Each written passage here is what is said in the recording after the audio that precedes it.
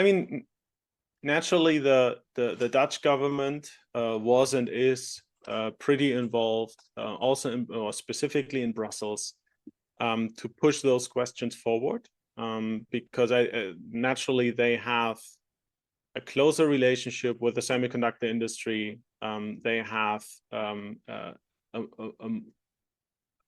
also let's say, a long-term understanding of continued reliance on China as a market. So for me, it was interesting to see that they went ahead and defined their own export controls for equipment, but at the same time also pushed the European Commission and European member states for engagement and for discussions about exactly this.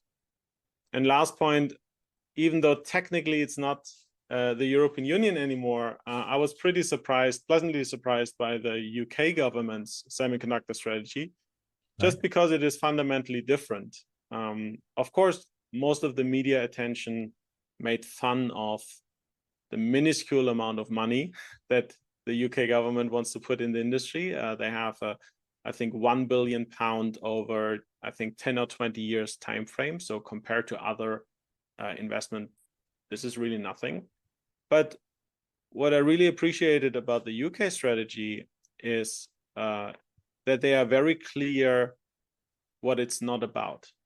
They clearly say it is not about making the UK a manufacturing hub for semiconductors, because it has never been a manufacturing hub for semiconductors. Like, we rely on international partnerships, and we will utilize international partnerships for security of supply, because it will always be that foreign companies produce the majority of semiconductors outside of the UK that are needed by the UK.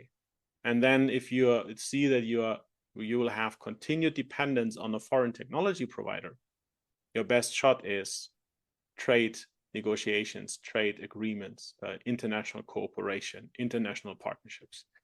And then the second thing, what I really liked, is that they set priorities. They are not all over the place and want to do everything at the same time, where sometimes I get this impression with the EU Chips Act.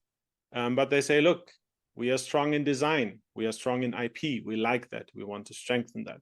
We are strong in compound semiconductors, so not silicon-based chips. So, for example, gallium nitride or gallium arsenide or gallium oxide chips, and many others. So we want to strengthen that, and we want to, because they have often military utility, we want to strengthen the UK's position in compound semiconductors. And you can say those focus areas are right or wrong. That's actually not my point. My point is they prioritized. Like, they went ahead and said, look, this is what we care about. This is what we will invest in. And here's how. But we acknowledge that there are more areas that we don't invest in than areas that we will invest in. And this I find an surprisingly humble and honest approach by a government, rarely seen these days.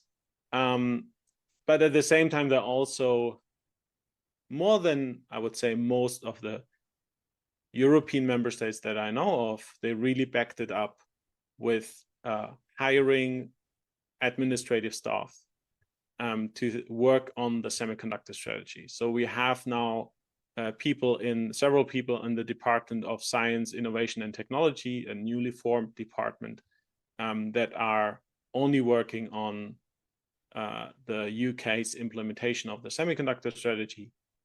We have a substantial amount of people working on, let's say, the geopolitics of the supply chain and what role UK should play and will play or wants to play in this ecosystem.